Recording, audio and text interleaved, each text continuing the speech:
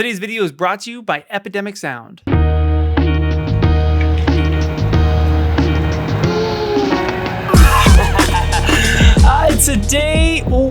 Today's video is going to be super fun because we are going to investigate something together. Usually I go out and I learn something or I test something and then I make a video for you guys. But today we're going to investigate something together. And today we are looking at SLOG3 versus S-Cinetone on Sony cameras. Should you be shooting SLOG3 or could you just shoot S-Cinetone and save yourself some time? Today I'm gonna break down SLOG3, what it is, S-Cinetone, what it is, and I'm gonna show you guys a bunch of side-by-sides so that you can see them next to each other and you can understand why you might shoot one versus the other. And hopefully by the end of this video, I'm gonna figure out whether for this channel I will be shooting S-Cinetone or SLOG3 in the future. My hope is at the end of this video, I see that S-Cinetone is a great profile and I should just shoot that for everything and make my life a whole lot easier. Let's go shoot some side-by-sides.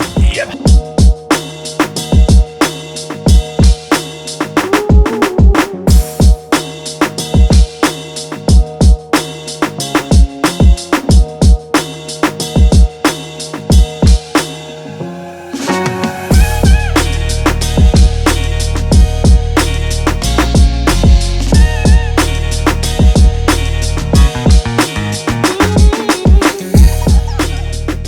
From that little 30-second side-by-side, could you tell the difference between S-Cinetone and SLOG3? Now, obviously the SLOG3 footage already had a correction LUT on it because if it wasn't on there, you would be able to tell the difference right away because SLOG3 is a log profile. It's designed to lack saturation and contrast, allowing you to add as much saturation and contrast as you want in post. It's sort of giving you the raw materials and allowing you to build the look that you're looking to achieve. Whereas S-Cinetone is a pre-baked look. It already has contrast, it already has saturation, and it has some color tweaks to give it the S-Cinetone look that Sony likes to go for. And that look is designed to match Sony's like full frame cameras like the a7S III, the FX3, those sorts of cameras, to Sony Venice cameras, which are like $100,000 cameras used to film Top Gun and Avatar and Black Panther. They film all sorts of movies with Sony Venice cameras. So they're trying to give you that $100,000 look, but in a $3,000 camera body. And to be fair, the look is really good. There's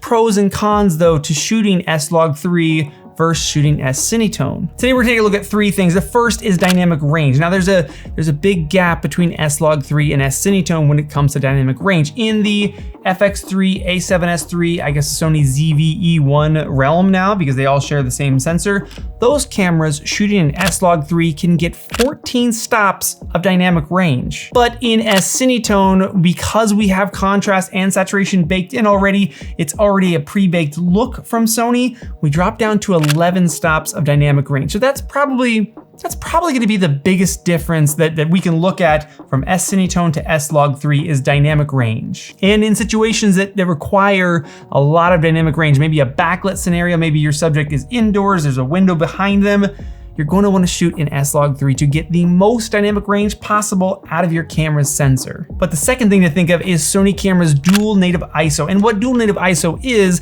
basically they have a lower limit ISO and an upper limit ISO. Meaning you can set your camera at that lower limit ISO, and as you crank the ISO up, you're gonna add grain, add a bit of noise to your image. But as you hit that second native ISO, all of a sudden you clean up the image again. And then as you crank it up, you're gonna add more grain again. So on the Sony, again, FX3, A7S III, Sony ZV-E1, all the same sensor. The dual native ISO in S-Cinetone is 100 and 2000, while in SLOG3 it's 640 and 12,800. So the S-Cinetone might perform a little better in outdoor scenarios. Maybe you don't have to put so much ND on your camera because you can go down to ISO 100, where in SLOG3 you can only go down to 640. But the massive advantage of SLOG3 is that in low light scenarios, whereas at S-Cinetone, your second ISO is 2000, and from there you just add noise, On the S-Log3, it's 12,800. So as you crank up your ISO from 640 all the way up here to 6,400, and you're like, oh my gosh, this is starting to get noisy, bloop, you go one more notch to 12,800 and the image cleans up again. So in low light scenarios, S-Log3 looks amazing because you can use that upper limit of 12,800. Let me take a quick break from today's video to thank the sponsor of today's video, Epidemic Sound. Epidemic Sound is the leader in YouTube music licensing, meaning if you make videos on YouTube or TikTok or Instagram Reels and you use music in those videos, you gotta license that music. Otherwise, you're gonna get a copyright strike and you won't be on YouTube very long. I've been using Epidemic Sound for the entire time that I've been making videos on YouTube because for $10 a month, I get access to their almost 40,000 music tracks on there. And the best part is how I can actually search around that library. How do you look through 40,000 songs and find the one that's best for your video? Epidemic Sound makes that super easy. As soon as I log into Epidemic Sound, I see a For Your YouTube Channel section right up top here. All of these songs are based on other songs that I have downloaded for my YouTube channel. What I like to do most though is I go up to music. I jump down to one of the genres, usually hip hop or beats. Let's go into beats today. I can pop into here. Let's add a mood filter on there. We'll say I want something happy, I want something instrumental, and I want something a little more upbeat. And boom, I have a whole list of upbeat beats, happy, hopeful, fun, awesome songs for these videos. Those search features are by far what sets Epidemic Sound apart, is being able to find the music quickly for your projects and get back to making your project. If you want a totally free 30-day free trial, shoot down to the first link in the description, go over to Epidemic Sound and actually try it out. Like, go through the library, use those search filters, find the music that would fit your videos best, and realize that, yeah, for 10 bucks a month, they're the best in the game. First link in the description, totally free trial, and thank you Epidemic Sound for sponsoring today's video. So in dynamic range and dual native ISO, it seems like S-Log3 just makes sense to shoot in, but there's one big thing to think about, and that's number 3, and that's ease of use. Now, if you're pulling a ton of footage into something like Premiere or Final Cut or DaVinci, and you're gonna do a very complex edit, you're gonna do a bunch of audio stuff, you're already doing a ton of work in an editor. Shooting in S-Log3, it's not that big of a deal. It's actually quite easy to throw a correction LUT on there, to throw a color grade on there. It is more work to kind of tweak it in to make it look exactly how you want it to look, but it's not that big of a deal. But for footage that you want to just chop up quickly within an editor like this, or maybe footage that you want to hand off to somebody else so they can chop up a movie quickly, maybe you're delivering content like straight to a client. You're just shooting footage and you're handing it off to them for their team to edit. S-Cinetone, it's a much easier profile to work with because it's already kind of done that color correction process. Now, there's one more use case that I've been using S-Cinetone for a ton lately, and yeah, it's kind of been great. And that is filming my own life. When I film my kids in the backyard, there are so many times that I've brought my big camera out there because, I don't know, I was feeling ambitious. I didn't want to just shoot with my phone. I was like, this is great. I want to capture this. And I bring my big camera out there. I have it in S-Log3. I film just some fun hangouts, maybe in the morning or in the backyard. And then that footage just sits on my computer because in order to use that footage, I need to pull it in here. I need to do a color correction on it. I need to do a color grade on it, and then I can export it, and then I can have those files to use. But if I shoot in S-Cinetone, I can pretty much just take the file straight out of my camera, dump it into Apple Photos, and bloop, it's on my phone. I have a beautiful cinematic shot, video clips, just little fun things around the house or at the park, or just with the family in general.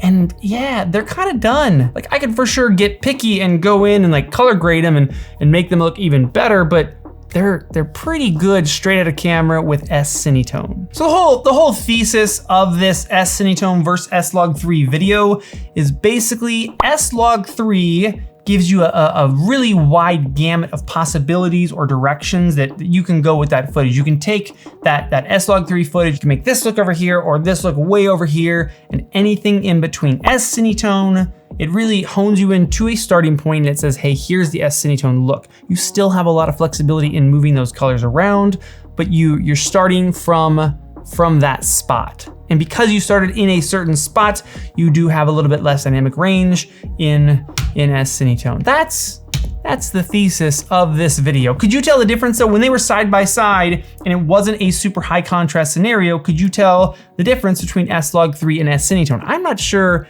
how much of that's gonna come through on YouTube because of the compression algorithm, and that might be the most telling thing for me to realize, like, should I spend the extra time shooting S-Log3 and going through more of that process, or should, for these videos here, should I just shoot this S-Cinetone also? That's probably what I'm gonna do, at least for a few weeks. For a few weeks, I'm gonna commit to shooting everything for this channel in S-Cinetone, and I'll report back to you later if I change that. And I go back to S-Log. This right here, this is S-Log3, and then I have a color grade and a color correction.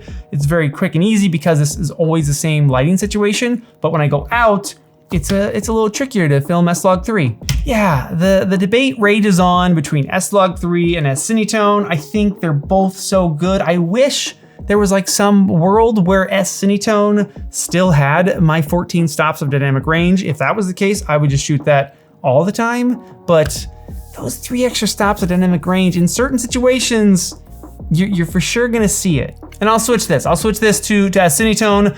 We will see if anyone notices. People maybe that didn't see this video, maybe on the next video, they'll be like, hey, your footage looks different. Something looks different. I don't know what it is, but something's different. If that's the case, we will know that it is noticeable between S-Cinetone and S-Log3, because all of this now will be S-Cinetone.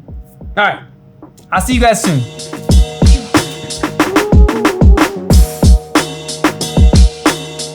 Was this rattling in the video? Could you hear that? I wore this because my wife gave this to me for Father's Day. Look, she got, see that? Hard to see, but she engraved or wood burned EPAZ for Eleanor, Penelope, Amelia, and our dog Zoe. So it says EPAZ on this bracelet for all of my girls for Father's Day. Yeah, I love it, but it does kind of make some noise.